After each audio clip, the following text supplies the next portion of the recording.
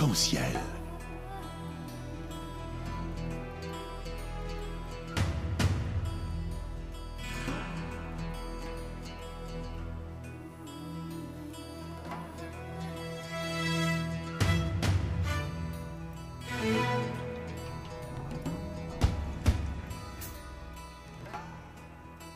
Arc-en-ciel, votre émission marocaine, chaque dimanche de 14h à 15h pour tout savoir sur le Maroc. Actualité, culture, économie, société et animation festive. Avec Abdelatif, Arc-en-ciel au cœur du Maroc.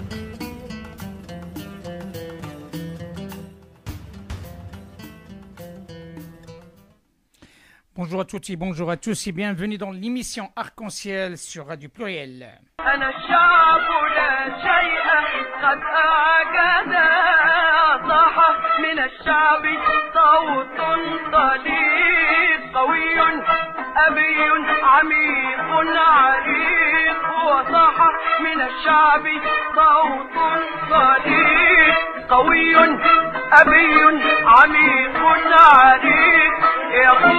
أنا الشعب والمعجزة أنا الشعب لا شيء قد أعجز كل الذي قاله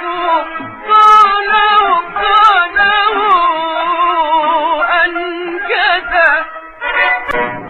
Que Dieu son âme. Keltoum ou هذه الأغنية الجميلة أنا الشعب. Mesdames et messieurs, nous sommes en direct avec Mohamed Abdelazim, docteur en sciences politiques, journaliste, écrivain, un spécialiste du monde arabe. أهلا وسهلا سيدي. Allô. Allô, أهلا. أهلا سيدي محمد, مرحبا بك dans l'émission Arc-en-ciel sur Radio Pluriel. Merci à vous. Marhaban Akhi, comme vous le savez, donc le monde arabe passe une période très difficile suite à un grand nombre d'événements qui sont souvent tragiques et on se trouve avec une situation qui est un petit peu compliquée. Je souhaite à travers vous, s'il y a matière, de faire une petite analyse sur ce qui se passe réellement, soit sur le plan historique, soit sur le plan d'actualité, soit sur le plan religieux, soit sur le plan diaspora, pour comprendre un petit peu ce qui se passe, parce que tout le monde est perdu quelque part entre ce qu'on reçoit comme information médiatique et ce qu'on vit réellement et les enjeux qui pèsent sur le dos de cette génération qui passe une période très difficile, à mon sens. Dans un premier temps, j'aimerais bien dire à nos auditeurs et auditrices que Mohamed Abdelazim a publié un grand nombre de publications. Je vais citer quelques-unes. Le printemps arabe, évolution vers la révolution. L'Égypte en marche, la voie étroite. Euro-Orient. Des révolutions, des malentendus et des impasses. La Tunisie du XXIe siècle, quel pouvoir pour quel modèle de société. L'Irak selon Bush, l'Irak construction ou destruction. d'Oussama Ben Laden à Saddam Ben Hussein, la politique de George W. Bush au Moyen-Orient. Israël et ses deux murs, les guerres ratées de Tzal, préface de Charles Zorgwib. De Syriac à Damas, un message à l'Iran et les Arabes, les deux portes du Moyen-Orient, la fatalité de l'affrontement guerrier de l'État hébreu, les armes nucléaires israéliennes, source d'instabilité régionale, Israël et la bombe atomique, la face cachée de la politique américaine. Sayyid Abdelazim, tous ces ouvrages vous permettent, à mon sens, d'avoir une vision un petit peu en hauteur par rapport à ce qui se passe réellement. On aimerait bien que vous nous éclairez sur les enjeux réels de cette crise, que je dis, c'est moi une crise, pas autant qu'une crise fondamentale, mais c'est une crise d'image. Oui, vous avez bien prononcé le mot qui peut éventuellement nous éclairer un petit peu sur les difficultés de notre monde arabe, si je puis dire.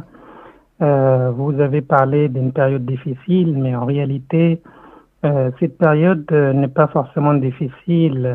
La difficulté n'est pas propre à l'instant présent, mais cette difficulté a des racines et ce n'est plus du tout, c'est en une période, la période actuelle le monde arabe peine à trouver ses marques et les difficultés dans lesquelles se trouve ce monde datent d'il y a très longtemps. Je parle même pas de ces décennies, mais je trouve que les difficultés montent bien au-delà de la période coloniale et le monde arabe manque toujours la construction et toutes les périodes qui ont essayé de voir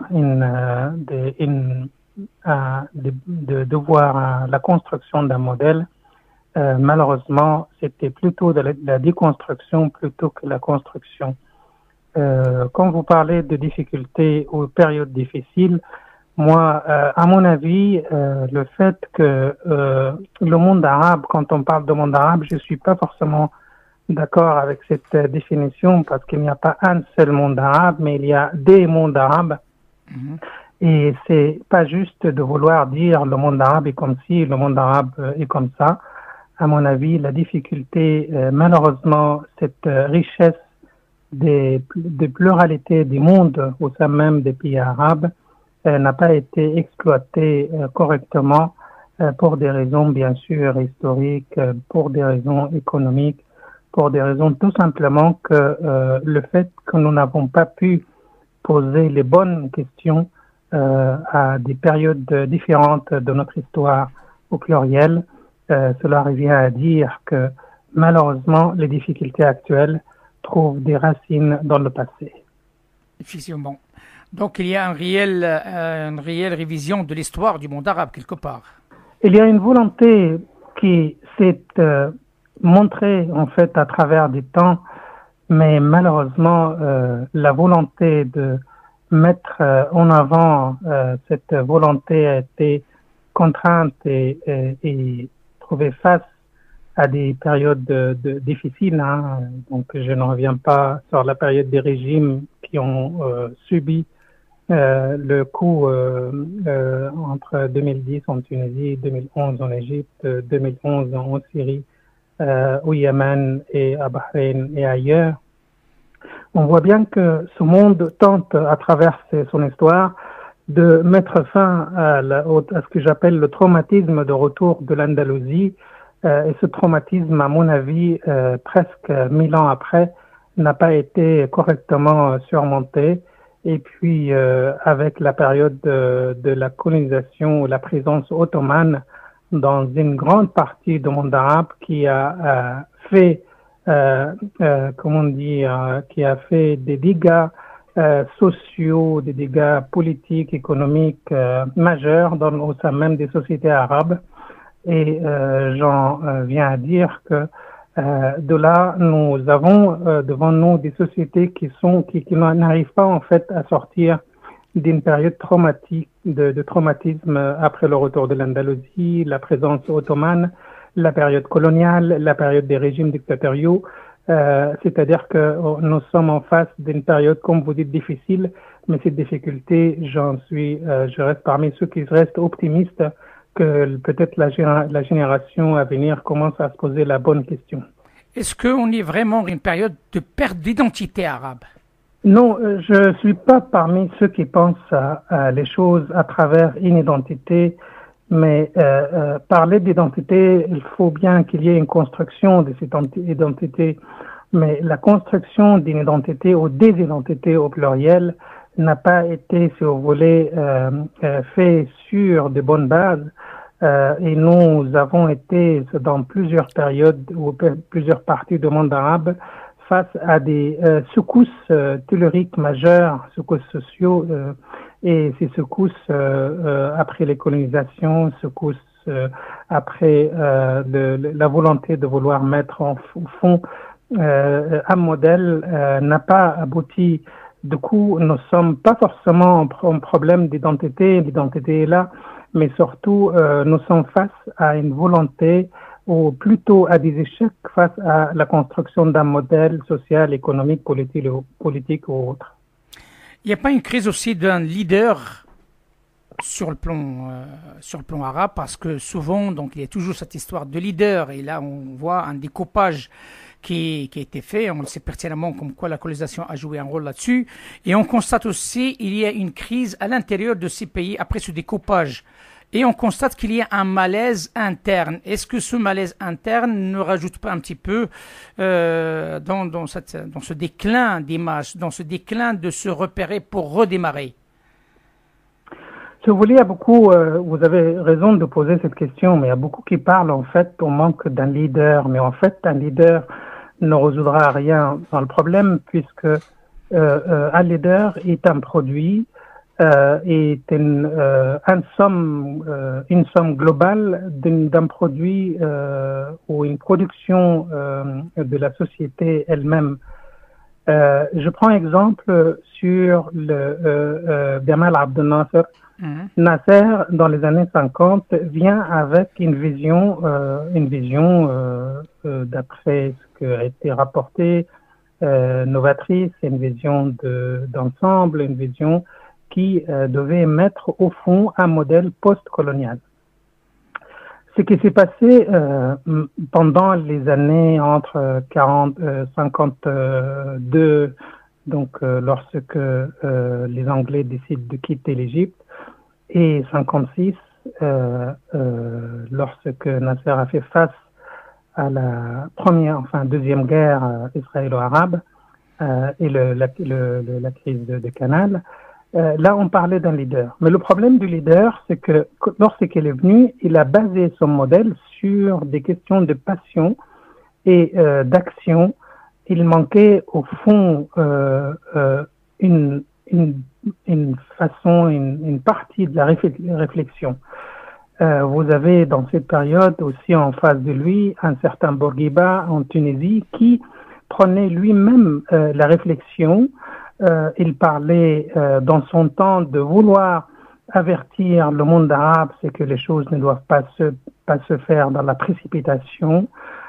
Et lorsque vous écoutez la vision de deux leaders, il y avait bien deux façons où le monde arabe vacillait, essayait de sortir de la période coloniale, mais sans vraiment une capacité de production majeure, production globale.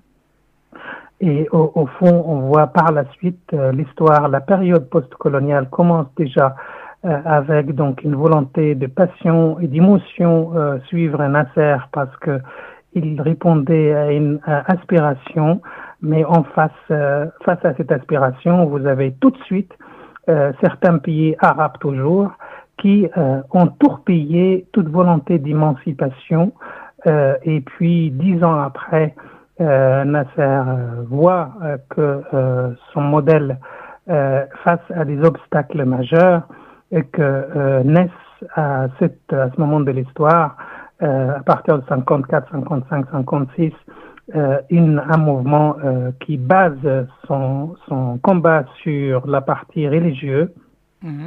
Et encore, une fois de plus, le religieux se mêle à la volonté d'émancipation et certains pays de Golfe mettent toute leur puissance de financer les groupes, si je puis dire, qui pouvaient faire des freins à l'émancipation de la mentalité arabe. À partir des années 60, vous avez une petite montée de frères musulmans en Égypte et un peu partout dans le monde arabe, soutenue par la suite d'une pensée wahhabite. Et le monde arabe se trouve non plus en train de monter ou de construire son modèle, mais de faire face à ces divergences internes et essayer d'échapper, encore une fois de plus, après la colonisation, d'échapper à la pensée wahhabite, à la pensée extrême. Et on est parti, et voilà, donc les années 70 arrivent avec ce qu'on sait, Sadat contre les frères musulmans. Ici, je parle de l'exemple égyptien, mais c'est à peu près la même chose un peu partout.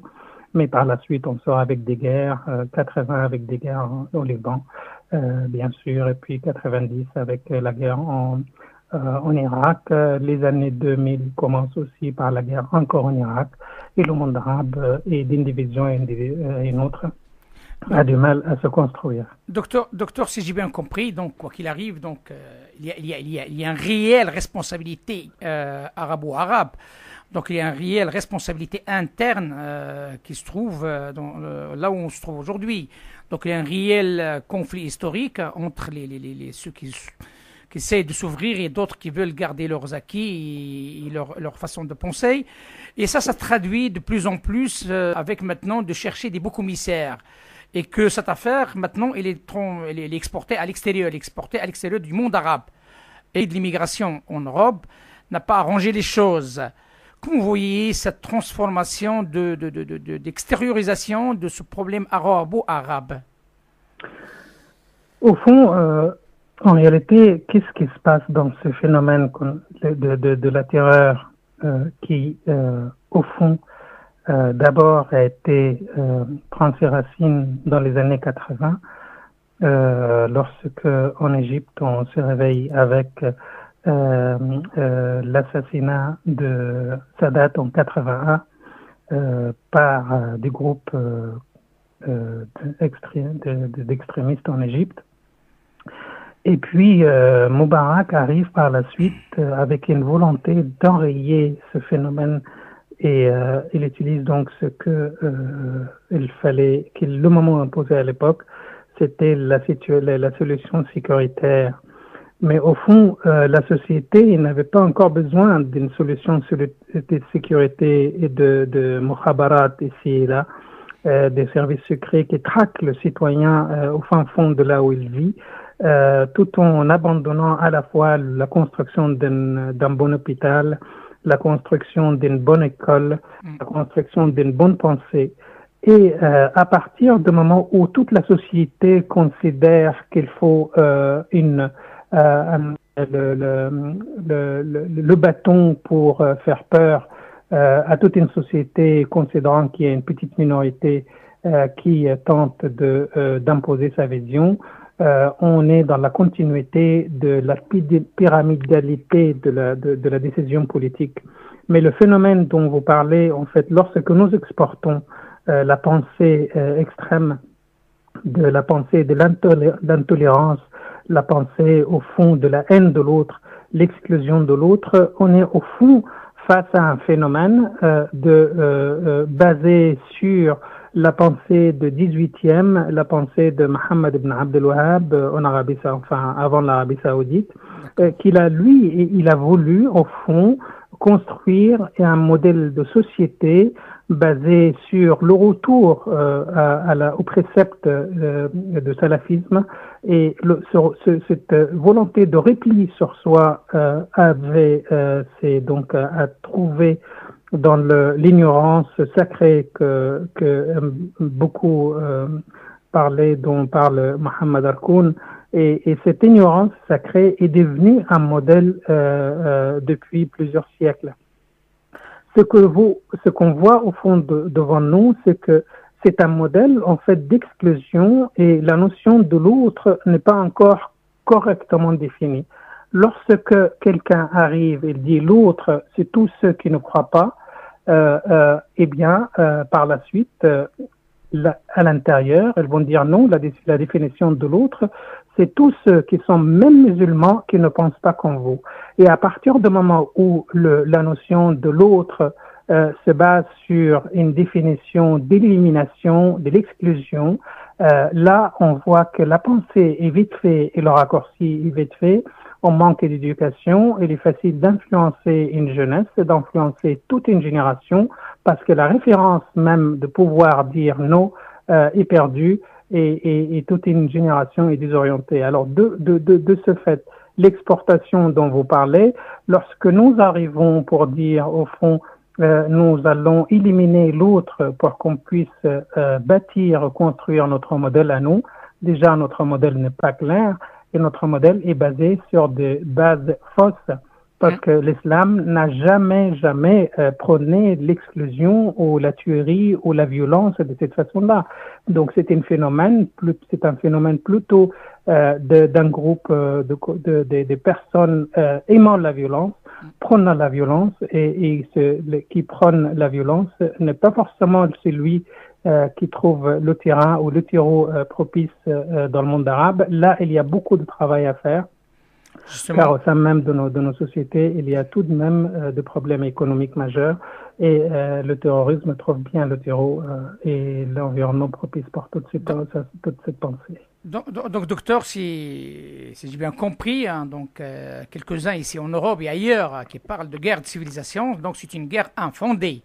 En fait, encore faut-il définir ce que c'est une civilisation de ce qu'elle n'est pas de la civilisation. De ce point de vue-là,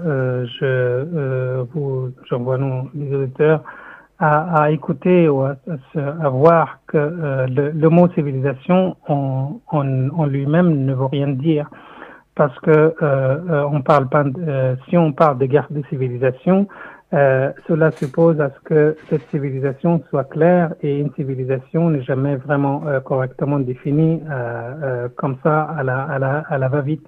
Cet usage est un usage politique d'une guerre de civilisation. Or, il n'y a pas de guerre, il y a tout simplement une volonté de faire face à des extrêmes, de faire face à de la pensée qui est étrange en fait au corps du monde arabe ou du monde musulman. Parce que s'il y a bien une guerre à mener, c'est bien la guerre contre cette pensée qui parle qui utilise au fond un mot qui vaut lui-même, qui a besoin aussi d'être très clairement défini, le djihad. Le djihad en arabe, c'est vraiment de la façon, de la manière dont l'individu va prendre un certain nombre d'actions pour s'améliorer, pour pouvoir lutter contre un certain nombre d'éléments considérés comme néfastes à sa bonne intégration intellectuelle, mentale et autres. Or, l'usage même de mot djihad ne veut rien dire aussi, parce que lorsque Ibn Taymiyyah, dans le XIIe siècle, fait usage de ce mot, il l'a bien utilisé pour mobiliser en fait la foule contre les Mongols. Et il a trouvé, parce qu'à l'époque, Ibn Taymiyyah, extrémiste comme on le connaît, au fond, il avait du mal à faire mobilisation. Il avait de mal à faire mobiliser la foule derrière lui dans les mosquées, et puis il va faire usage, il va faire appel à un terme important, il va dire aux gens, alors mobilisez-vous, donc il faut faire le djihad contre l'invasion, et à partir de là où il trouve que le mot mobilise beaucoup plus que n'importe quel autre discours, Ibn Taymiyyah qui va parcourir, il va partir de Damas pour mobiliser la foule. Par la suite, il fonde son école, et je vous renvoie aussi à ce que Ibn Battuta, lorsqu'il arrive, il fait le tour de son magnifique tour de voyageur, et il décrit Ibn Taymiyyah, il dit une phrase importante qui passe jusqu'à maintenant, qui doit être encore étudiée. Ibn Taymiyyah, qu'est-ce qu'il dit? Il dit que, Ibn Battuta, il dit quoi d'Ibn Taymiyyah? Il dit que je suis passé par Damas, j'ai écouté Ibn Taymiyyah, mais cette personne doit avoir quelque chose dans la tête. Alors, lorsqu'il dit il doit avoir quelque chose dans la tête et je quitte Damas, il part de Damas, mais ce qu'il a fait Ibn Battuta, il a assisté à quelques prêches de vendredi, et lorsqu'il a dit ça, il a bien vu qu'Ibn Taymiyyah, qui vient de la Turquie, et il s'installe à Damas, a quelque chose derrière la tête ou dans la tête. Ça veut dire qu'au fond, il y a double interprétation. Ibn Taymiyyah prend en fait un modèle dans lequel il a quelque chose derrière la tête, ça veut dire rendre encore plus d'obscurantisme au sein même de la pensée arabe. Il fonde son école, mais aussi il a quelque chose dans la tête. Ça veut dire qu'Ibn Taymiyyah n'était pas forcément une personne, bien constituée, qu'il avait un problème de l'ordre intellectuel, et par conséquent, mais par la suite, Ibn Taymiyyah fonde malgré tout son école, et il prend une partie salafiste, il utilise le mot du djihad, qui par la suite, on le trouve dans le 18e avec Mohammed ibn Abdul Wahhab, qui utilise exactement la même chose, et l'histoire se répète, puisqu'à l'époque, une armée égyptienne est bien préparée. Il part et spécialement de l'Égypte pour aller conquérir un village en Arabie Saoudite. Il détruit le village, il capture Mohammed ibn Abdul Wahhab, il le met en prison, et par la suite on croit que la pensée est terminée, mais malheureusement Mohammed ibn Abdul Wahhab meurt, mais la pensée reste. C'est pour ça qu'on parle de wahhabisme. Mais le wahhabisme, lorsqu'il essaye de faire quelque chose, il se base exactement sur le même terme d'Ibn Taymiyyah, ça veut dire le djihad. Or, le djihad, selon Ibn Taymiyyah et selon Mohammed ibn Abdul Wahhab, n'a rien à voir avec le djihad tel qu'il est décrit par l'islam.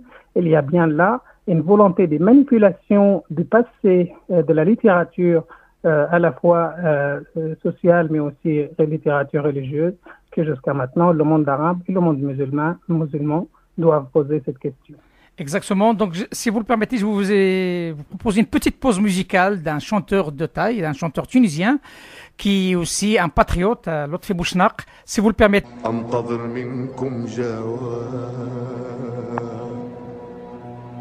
منزلي في كل شارع في كل ركن وكل باب واكتفي بصبري وصمتي وثروتي حفن التراب منزلي في كل شارع في كل ركن وكل باب واكتفي بصبري وصمتي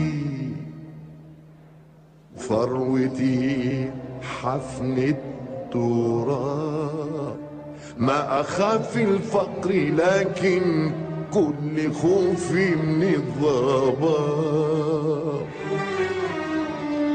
ومن غياب الوعي عنكم كم أخاف من الغياب أنا ما أخاف الفقر لكن كل خوفي من الضباب ومن غياب الوعي عنكم كم أخاف من الغياب سادتي وانتم حكمتم حكمكم حكم الصواب وثورتي كانت غنيمة وافرة الحضر الجناب سادتي وانتم حكمتم حكمكم حكم الصواب وثورتي كانت غنيمة وافرة الحضر الجناب ما يهم ولا أبالي الدنيا دايسة بمداسي أنا ما يهم ولا أبالي الدنيا دايسة بمداسي لكن خلوني بلادي لكن خلوني بلادي لكن خلوني بلادي وكل ما قلتم مع راسي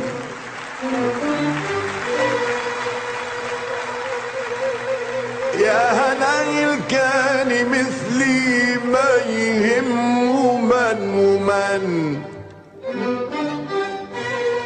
أنتم أصحاب الفخامة والزعامة وادري لن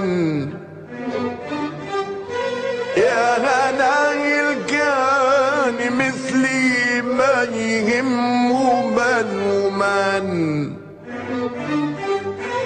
أنتم أصحاب الفخامة والزعامة وادري لن نكون في يوم منكم يشهد الله والزمن أنا حلمي كلمة واحدة إن يظل عندي وطن لن نكون في يوم منكم يشهد الله والزمن انا حلمي بس كلمة ان يضل عندي وطن لا حروب ولا خراب لا مصايب لا محن لا حروب ولا خراب لا مصايب لا محن خذوا المناصب والمكاسب لكن خلوا للوطن خذوا المناصب والمكاسب خذوا المناصب والمكاسب لكن خلوا للوطن. محمد عبد العظيم، ربما هذه الأغنية لها عدة دلالات. Bien sûr, c'est-à-dire que à l'heure actuelle, la définition de la citoyenneté est un terme qui a besoin aussi d'être repris, et la notion de la citoyenneté dans le monde arabe est en train de subir en plein fouet des coups externes, mais aussi internes. C'est aussi dû au fait que là-dedans, on voit bien que la notion de la corruption, on voit bien dans cette chanson qu'il faut bien qu'il y ait une appartenance, la notion de l'appartenance à une zone géographique, à un pays bien défini.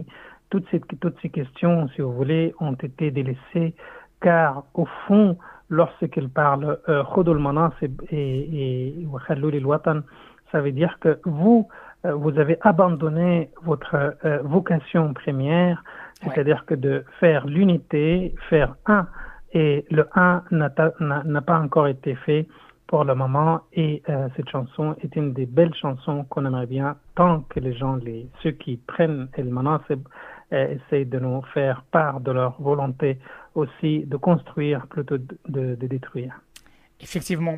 Effectivement, donc on continue notre discussion c'est un bouillon de vraiment de culture géopolitique et politique, et que sincèrement ça me réjouit énormément parce que j'ai appris beaucoup de choses, et je tiens à vous remercier, et j'espère bien que nos auditeurs et auditrices aussi, avec cette notion historique de ce qui se passe actuellement dans le monde arabe, et comme on le voit maintenant avec matraquage médiatique, un mélange d'idées, un mélange de propositions, et on dirait comme quelqu'un qui vient de la province, il se trouve à plein Paris, il ne sait pas où ils seront. On est un petit peu dans cette situation entre l'amalgame de l'islam et de terrorisme, entre l'amalgame de l'immigré et les problèmes économiques que vivent par exemple la France, entre la problématique de la sécurité et de redémarrage des pays du Maghreb. Et quand je parle du Maghreb, je parle toujours du Maroc à l'Égypte, inclus, parce que l'Égypte, je la considère à titre personnel un pays intégrant du Grand Maghreb, parce que c'est les deux extrêmes de l'Afrique. Et je pense un rôle qui peut jouer soit l'Égypte, soit le Maroc, à travers leur façon de voir les choses, à travers leurs points communs sur un grand nombre de dossiers, de contenir ce fléau qui a pris de l'ampleur, qui risque d'être vraiment un cancer dans le monde arabe. C'est le cancer du terrorisme qui s'est ancré en Libye. Que vous inspire-t-il cette situation actuelle?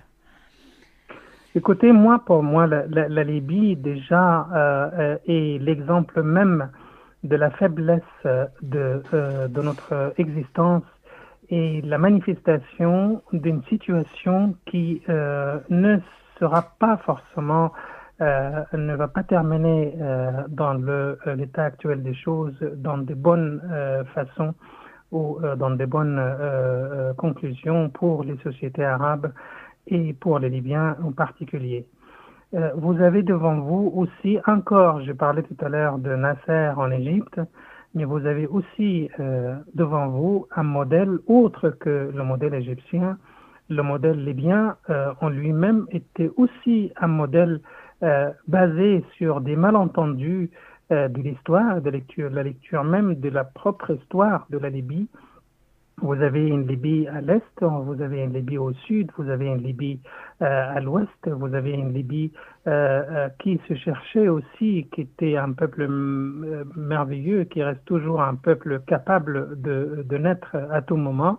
Mais face à, comment dire, face à un changement total et en profondeur au sein même de la société libyenne, que Kadhafi a volontairement ou involontairement a maté toute pluralité de pensée au sein même de cette société magnifique.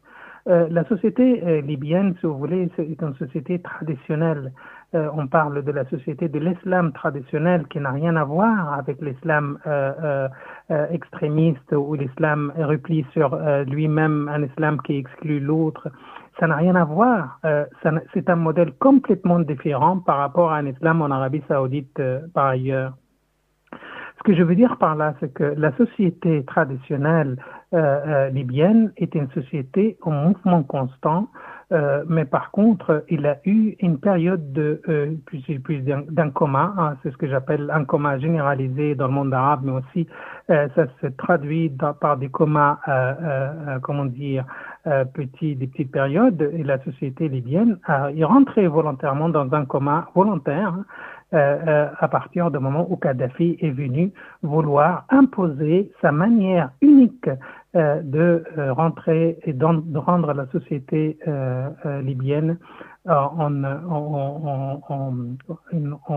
une période d'endormissement et d'anesthésie.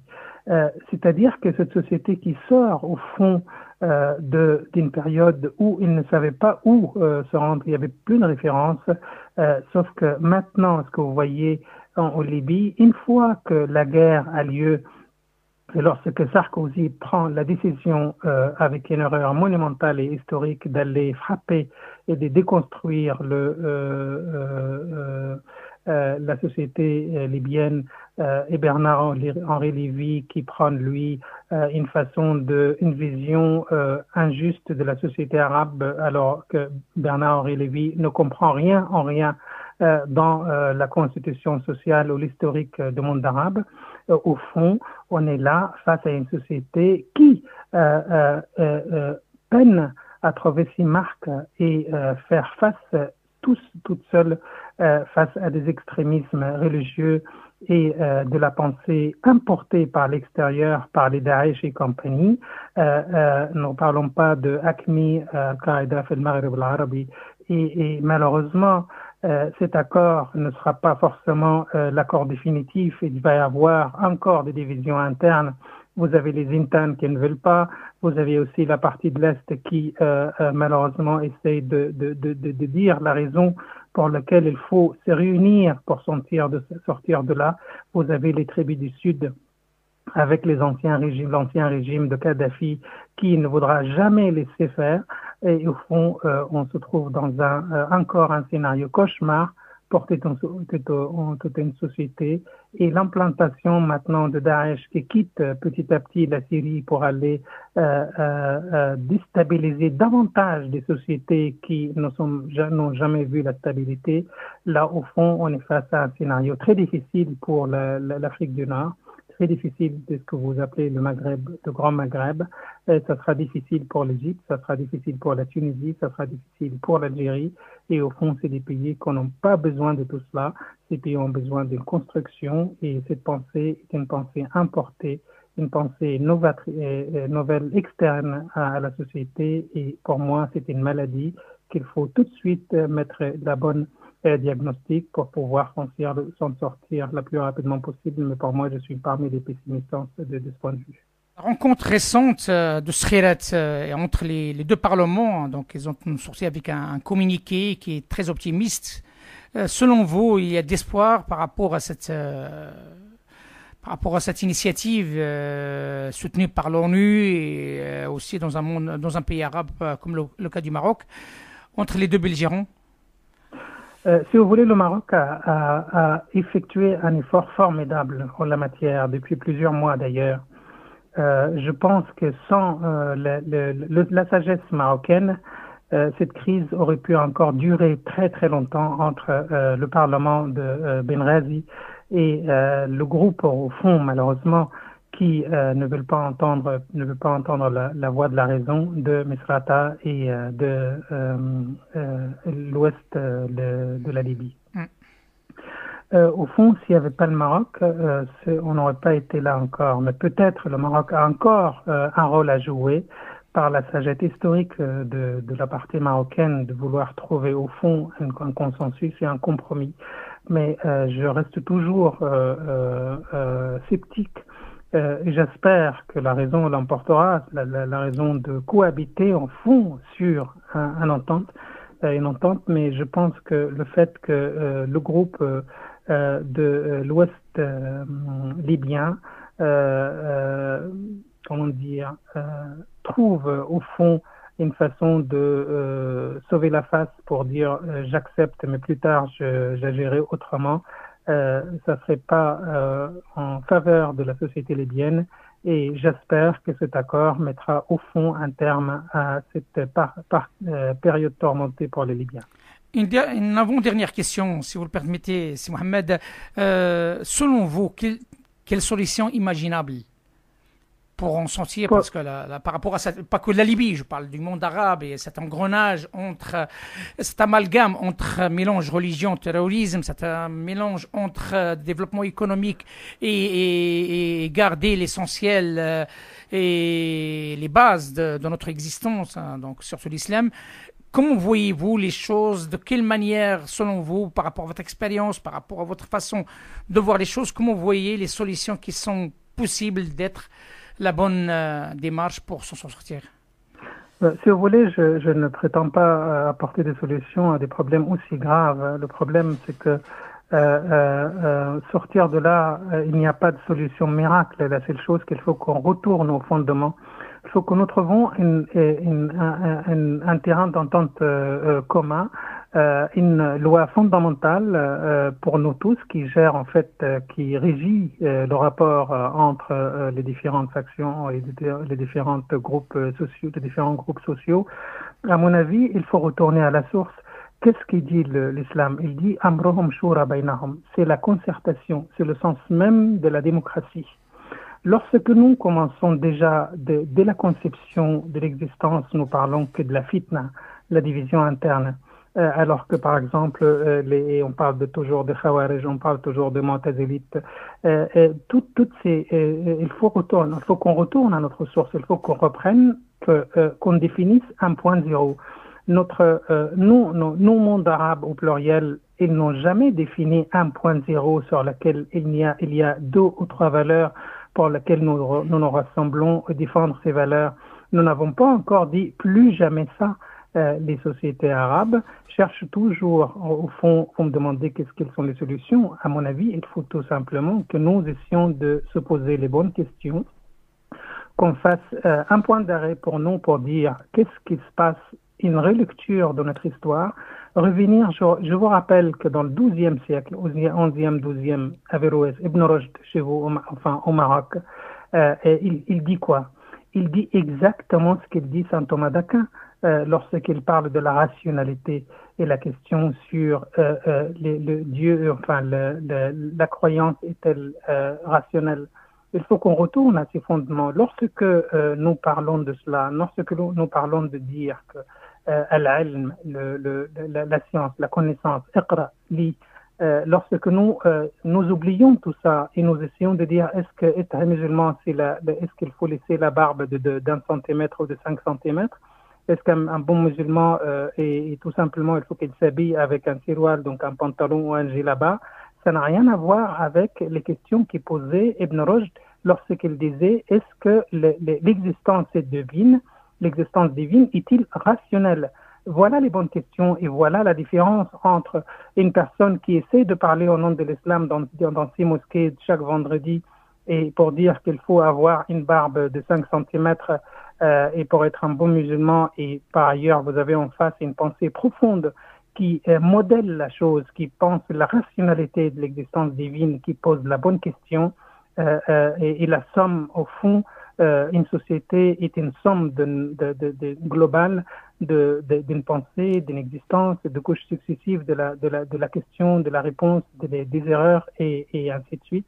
Donc, des réponses à apporter. Donc, docteur, donc, si j'ai bien compris, il y a un réel problème sur qui c'est qui fait quoi sur le plan religieux. Donc, n'importe qui, il peut se prendre par un imam, n'importe qui, il peut annoncer un fatwa.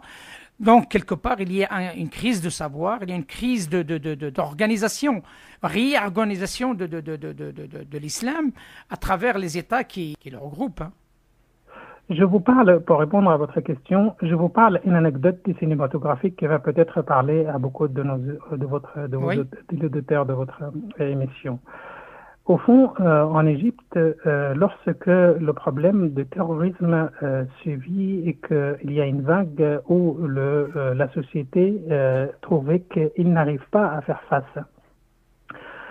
Et au fond, les choses sont venues parce que il y a, comme vous dites, des imams qui sortent sans une vraie connaissance de ce que c'est l'essentiel de la religion. Ils arrivent à endoctriner des milliers de jeunes qui manquent aussi à leur tour la référence. Lorsque dans une scène au cinéma, Adil Imam, il joue le rôle d'un jeune perdu, endoctriné par un imam à la mosquée. Le imam vient lui dire, voilà mon fils, maintenant on a préparé le paradis pour toi, nous avons tout préparé pour toi, tu vas mourir, voilà la bombe, tu la mets autour de toi dans ta ceinture et tu vas appuyer sur ce bouton, et une fois que tu appuies sur ce bouton, tu vas avoir les 99 vierges là-bas qui t'attendent. Tu vas avoir le fleuve de miel, le fleuve du lait, le fleuve de tout ce que tu veux, et tu vas avoir le bonheur et le paradis. Le jeune prend, il met sa ceinture, il lui dit, bah voilà, on y va. Alors le cheikh lui dit, mais on y va où? Je lui dis, on y va au paradis avec vous venez pas avec moi? Et le cheikh lui dit, non, c'est toi qui vas aller. Tu vas aller au paradis, mais moi, inna huna laqa'idun. Il lui prend un verset du Coran, inna huna laqa'idun. Et les jeunes le regardent et lui disent, mais puisque tellement bien le paradis et toi, tu vas rester ici, mais du coup, moi, je vais rester avec toi. Donc, c'est pas la peine que j'aille, et je vais rester aussi avec toi. Inni huna ma'al qa'idun. Voilà la chose. Mais pourtant, c'est la vérité. Et malheureusement, c'est ça l'amalgame. Le fond de l'affaire, c'est ça. Ces gens-là qui prêchent dans le vide et qui prêchent sur son fondement, donc il y a un intérêt qui est derrière. Et malheureusement, ce qu'on constate à travers nos jeunes, à travers aussi, même chez nous, hein, dans le monde arabe, il y a ça.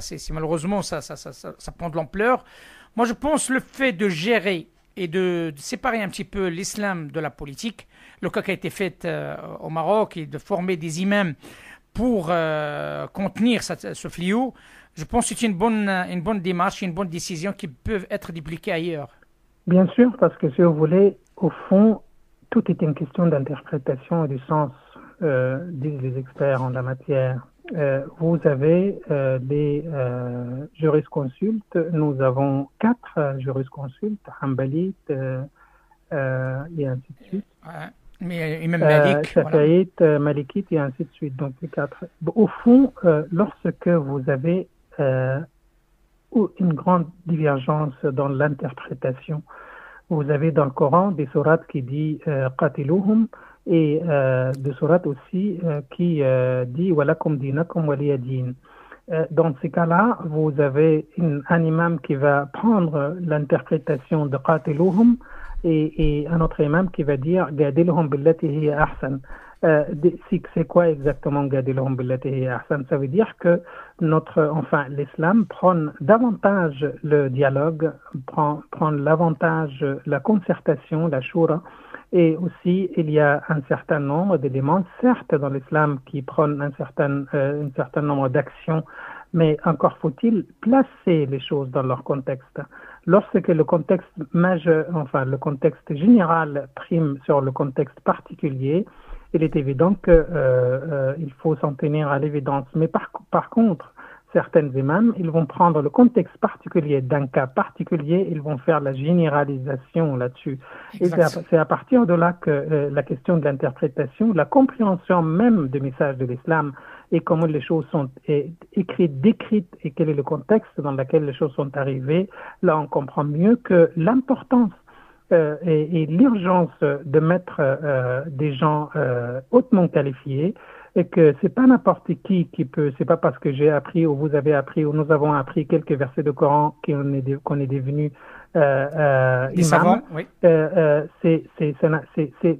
La chose, c'est que faut-il encore poser la bonne question? Exactement. Qu'est-ce qu'un imam? Quelle est la vocation d'un imam et la vocation de l'interprétation? C'est pour ça que je commençais tout à l'heure par vous dire, nous devons poser les bonnes questions. Exactement. Et de revenir sur les choses clairement et regarder notre Exactement, exactement, docteur. Il est 14h57. Il me reste 2 minutes dans cette émission.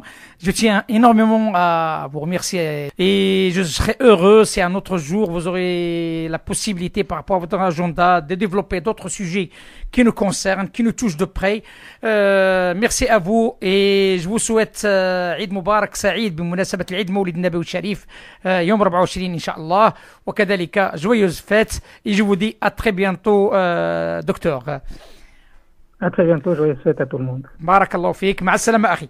مع السلامة.